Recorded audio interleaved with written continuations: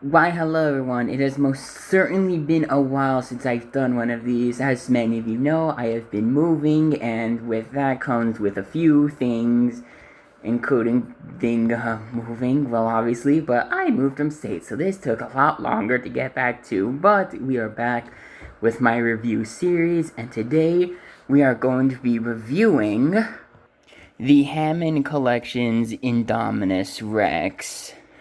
And this is a figure I've had for a few months, for a few weeks now. I got this before we left, like a few weeks before we left to go move.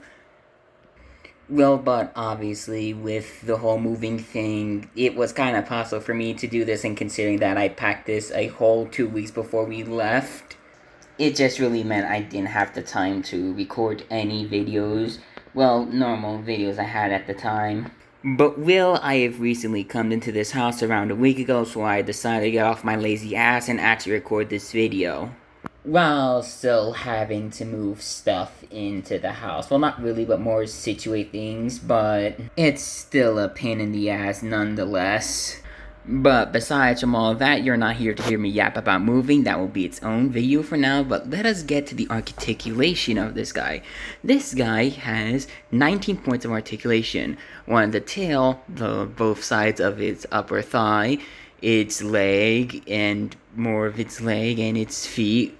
Also its hands, arms all the way up to here, and its neck has both a mouth joint right here, and the tongue can also move.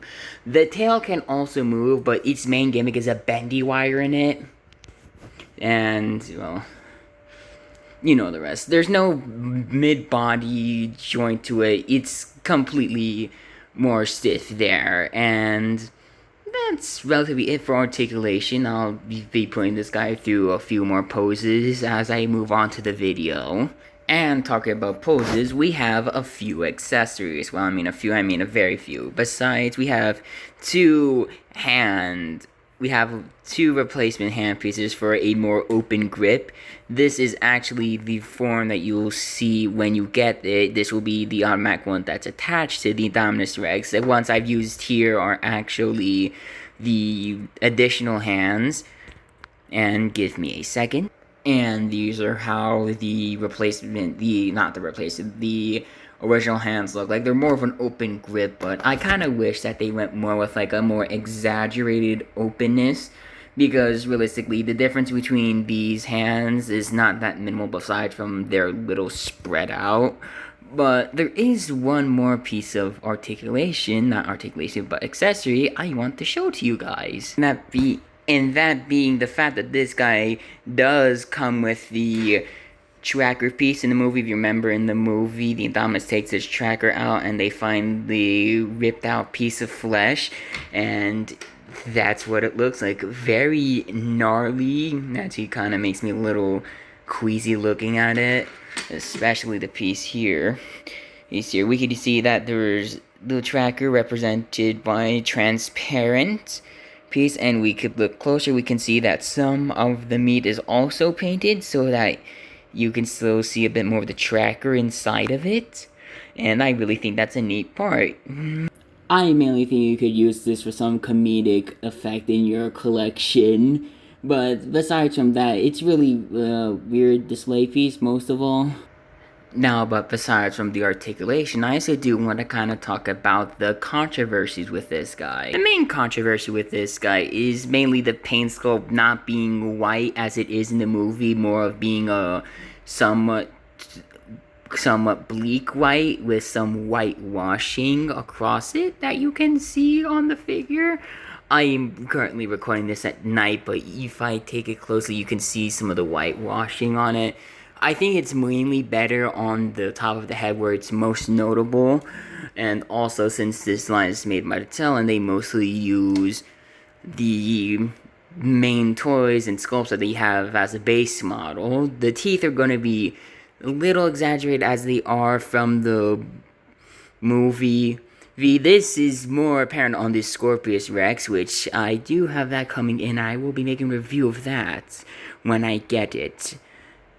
And one last thing about this guy that's a little controversial is mainly the proportions. The body is a little too small, the legs are a little too thick, and the head is a little too big, and the arms are slightly bigger than what they should be, or smaller. I don't see it, but I honestly, it's not unless you're like really nitpicking it that you really see most of the imperfections on this figure, but yeah, it's not really a game. It's not really a bad thing. Also, I've heard that the head sculpt is out of like all of the Indominus Rex Mattel made. This is apparently the worst one, which they're all the same to me besides some detailing, but I don't see the problem with it. It's honestly fine to me.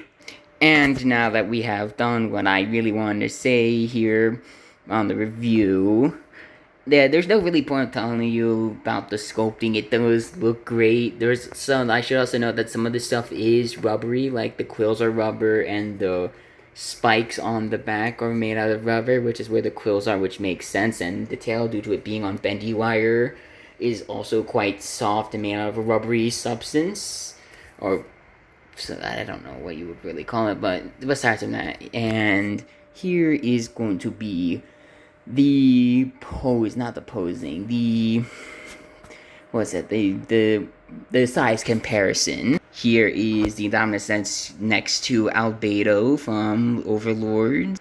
Here is her next to an Uma from Uma Musume. I do not know the name of this one, I just picked her up from a convention because she was a horse girl.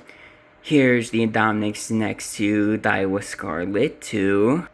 Here's the Indominus next to a Playmates Godzilla Evolve, Playmates Ion Dragon, Playmates Frostvark, and finally Mechagodzilla. So what are my overall thoughts on this guy? This guy is a very great figure, and if you're a Jurassic fan, it's very perfect for your collection. Although I do think some of the complaints are valid, I think they're being drastically overblown because people have probably been wanting something like this for a long time and are nitpicking the fact of inaccuracy. And again, this is really not really a complaint. It's a nice articulated figure nonetheless. Although some people may want more accessories, I really don't know what you could really put on this guy. Maybe like some battle scars, but that's more of a additional version. But regardless, my thoughts on this figure are, it's 9 out of 10. I think it could be a little better in some aspects. Maybe the painting could have been a little whiter, but besides that, it's really good for what it is. And yeah, that's really all the complaints I have. It could be a little bit of a lighter color, but the color it is, it's amazing already. That's really it.